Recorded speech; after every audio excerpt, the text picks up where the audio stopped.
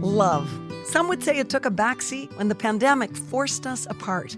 As a family-run and proudly Canadian-owned company, Charm Diamond Centers saw the need to bring us together with tales of love and created the Canadian Love Map podcast.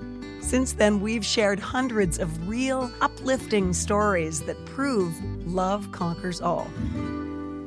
So thank you for listening. We couldn't do it without you. And remember, love starts here. We make each other better. She always reminds me about what actually matters. You know, love conquers all. Wherever he is, I want to be there, always. She just always accepted me for who I was. He makes me a better person. It was like love at first sight. Well, love is the most important thing. Hi, I'm Nancy Regan. Welcome to the second of the Canadian Love Map's holiday bonus episodes. A new year has begun, and with it, a chance for a fresh start.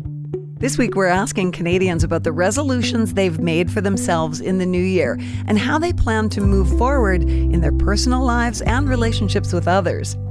Once again, I'm handing over the reins to another member of the Love Map team this week. Take it away, Darcy.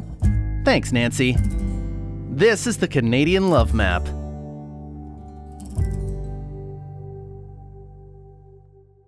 It's 2023, a new year and a new chance for Canadians to improve their own lives and the lives of those they love. For the new year, I'm not going to say, well, I'm going to lose 50 pounds because, I'd love to grow my hair back too. However, probably neither will happen in 2023. Honestly, I believe in a resolution. I don't know if it necessarily has to fall on New Year's. I do like to disengage from all that and just be more reflective on New Year's. So I just tend to spend that by myself. In the spirit of the new year, we're asking Canadians how they feel about New Year's resolutions.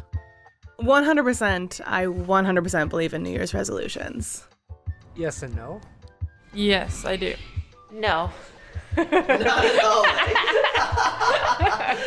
I like it. Okay.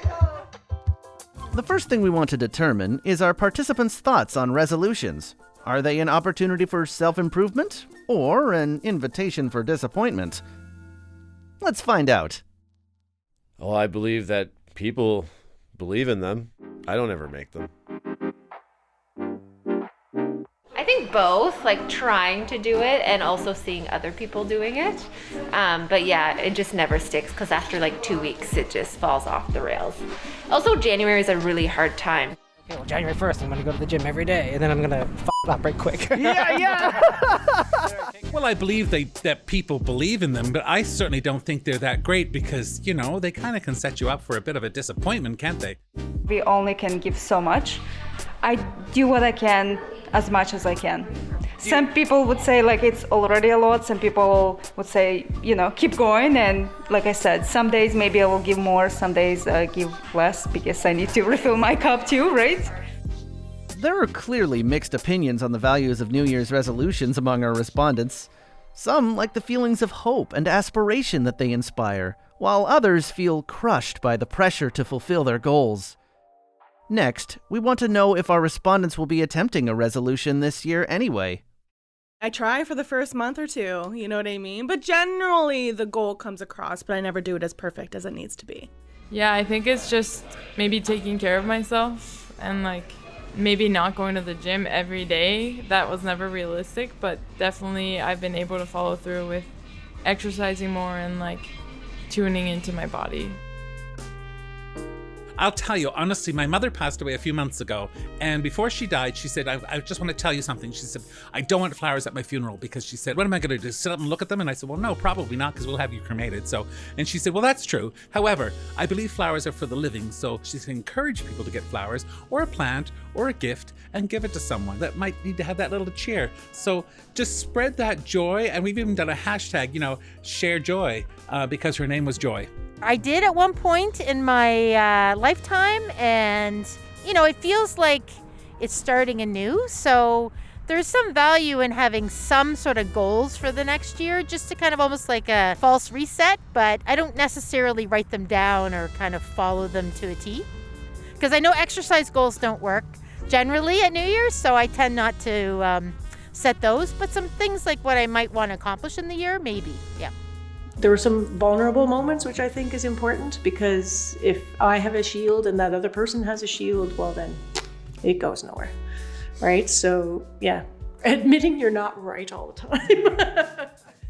It seems that participation in New Year's resolutions among our respondents is as varied as their faith in them.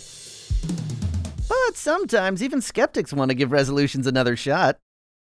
And every year, everyone's got all these places they got to go. Everyone's just in such a rush to be in the perfect spot. But there is no perfect spot. The perfect spot is exactly where you are right now. Just supporting those who needs, and maybe $1 a day is better than, nothing. And $1 for some people will make a lot of difference. It's funny, I just had a session with my psychologist.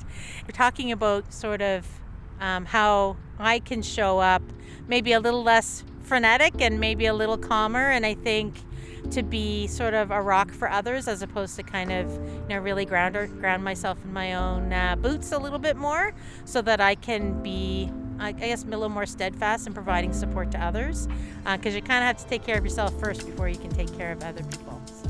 Well, just getting closer to holidays, and I'm doing hair for my clients. I bought this thing, it's called hair tinsel. It's a sparkly little threads that you put in the hair. Have one with mine. So I'm trying to brighten up everybody's holiday more.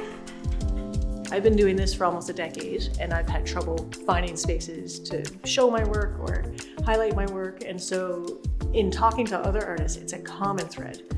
So for me to pay it forward, I feel like providing a space for other artists who are struggling like me to show their work and highlight it and educate people so that that kind of can end. When you go back to that do unto others as you would have done to, that sort of thing, that's a really important thing. And just, try to be kind to everyone. And I'm going to try to cut some slack with people that are sometimes a bit of an arsehole, because there's a reason why they are. Sometimes people just act like one. It's not necessarily they are one. That's all for this week's episode. Huge thanks to everyone who participated. Be sure to tune in next week to hear more from the Canadian Love Map. Have a safe and happy New Year.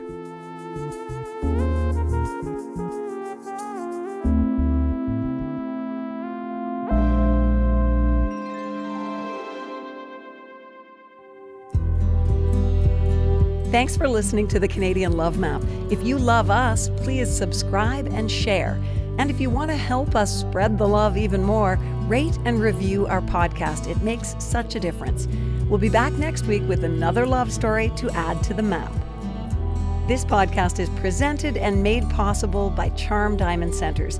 It's hosted by me, Nancy Regan, and is produced and distributed by Podstarter.